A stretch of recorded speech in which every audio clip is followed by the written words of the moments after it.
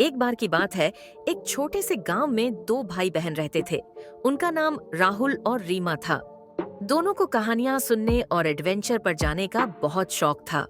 एक दिन उनकी दादी ने उन्हें एक पुरानी कहानी सुनाई। दादी ने कहा, गांव के पास वाले जंगल में एक रहस्यमयी घर है। कहते हैं वहां रात के समय अजीब आवाजें आती हैं और जो भी उस घर में गया वह वापस नहीं आया। राहुल और रीमा ने सोचा कि यह कहानी जरूर किसी डराने के लिए बनाई गई होगी। उन्होंने तय किया कि वे उस घर को देखेंगे। अगली शाम सूरज ढलने के बाद दोनों भाई बहन चुपचाप जंगल की ओर निकल पड़े। जंगल में अंधेरा घना था और पत्तों की सरसराहट और अजीब अजीब आवाजें सुनाई दे रही थीं। लेकिन दोनों डरने के बजाय उत्साहित थे। थोड़ी देर बाद उन्हें एक पुराना टूटा फूटा घर दिखाई दिया। घर की खिड़कियां टूटी हुई थीं और दरवाजा आधा खुला था। घर से हल्की हल्की रोशनी बाहर आ रही थी। राहुल ने रीमा से कहा, चलो अंदर चलते हैं। रीमा थोड़ी डरी हुई थी, लेकिन वह राहुल के साथ चल पड़ी। जैसे ही वे घर के अंदर गए, दरवाजा जोर से अपने आप बंद हो गया। दोनों चौंक गए और डर से एक दूसरे का हाथ पकड़ लिया। अंदर की दीवारों पर अजीब सी तस्वीरें थीं और फर्श पर धूल जमी हुई थी।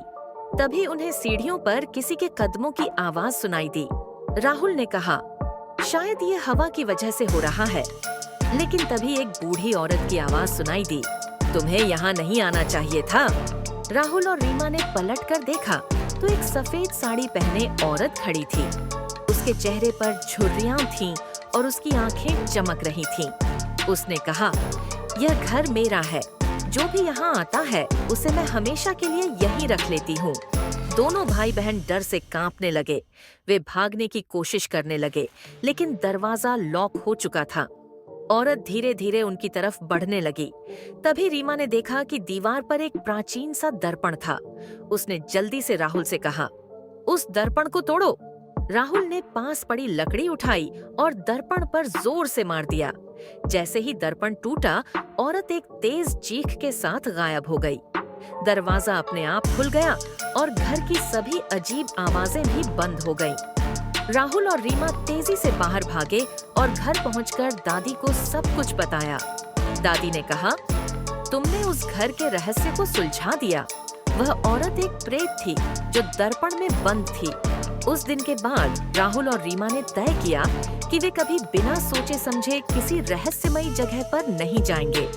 ये कहानी बच्चों को डराने के साथ साथ सिखाती है कि हमें हर बात पर सोच समझकर ही कदम उठाना चाहिए।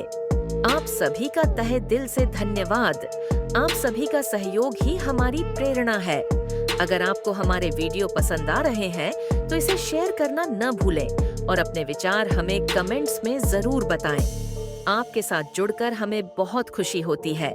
ऐसे ही हमारा साथ देते रहें। धन्यवाद।